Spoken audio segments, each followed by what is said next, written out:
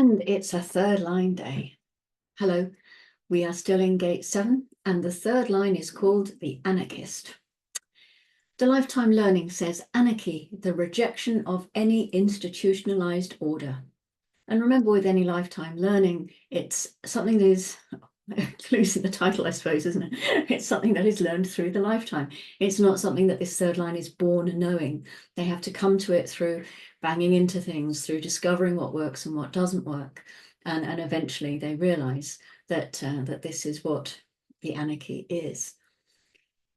There's a Groucho Marx line which says, "I wouldn't belong to any organization that would have me as a member." The nature of anarchy, in a way, it's little understood. You know, it's something, well, it embodies third lines in a way. All third lines are anarchic. That's why they bang into each other. You know, sometimes they're holding flowers and sometimes they've got a hand grenade. But the nature of anarchy is that it recognizes that the structure or the institutions, the collective program, that it's at fault somehow. But what it doesn't have is an ability to see what may be possible. So it can see what is wrong, but not how to put it right. So it's not political in the sense that it's looking to the future and it says, if we tear down this institution, we can replace it with this new institution that will be so wonderful. It doesn't say that. It says, there's a disease, I'm going to kill the disease. The end. Anarchy, misunderstood. But the anarchist really is simply fulfilling a process. And it's a process of destroying what doesn't work without the capacity to replace it. That's the trial and error thing. That's the working out what works and what doesn't and discovering something new. What can you put in its place? I don't know. I just know it's not working. In the exaltation, we have the constant need for change, no matter what the prevailing conditions, the drive of the self to express many roles. So you cannot expect this person to maintain their role with you for very long, you know, because this is all about the ability to have a role that is there to lead the collective. And yet you've got a line here that's bonds made and broken. Say anarchist. They are not likely to lead you for very long. They'll have periods of leadership and then they'll separate from it. You know, that's the bonds made and broken. They'll move into it, they'll walk away from it or be sent away from it, one or the other. This is a line of adaptation. We know this about third lines, and this is the advantage of the third line. They have the ability to grow wise and they can learn about the nature of the role of leadership and how it can be applied. And this is what trial and error brings. And because it is such a deeply personal process, because it's the role of the self, you learn very quickly how to use your power to lead, your genetic gift to lead, because this is what it is. And in the detriment, we have the nihilist, the capacity of the self to deny value in any role. If you do not understand the other, and if you do not know how to adapt to the other collectively, then you can never lead them. You know, and depending on the nature of your design, you can end up seeing again and again that it's pointless. You know, that why would you do anything? There's no sense in any of it.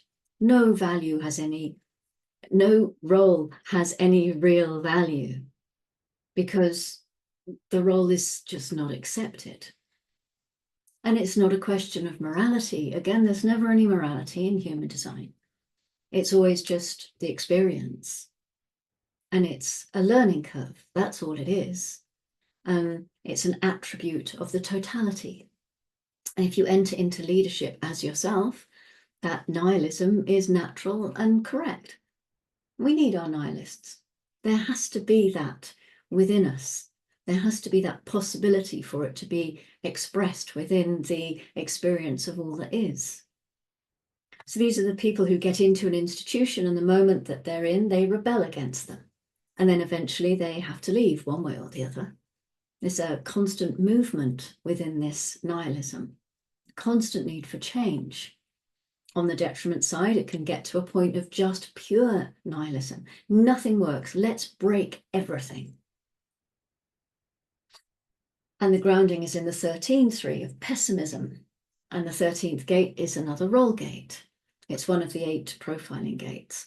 And that means that as a keynote, that each of the keynotes here can be applied to any of the relative or similar lines throughout. So it's another way to gather depth in the appreciation of the structure, to understand lines through their theme in the continuity, because then you can see it through the whole being. So an anarchist is grounded in pessimism. Third lines can be very pessimistic by nature. And certainly the anarchist is going to be pessimistic. They're always looking to see what isn't working. And they don't feel that anything is working. Why would it? Well,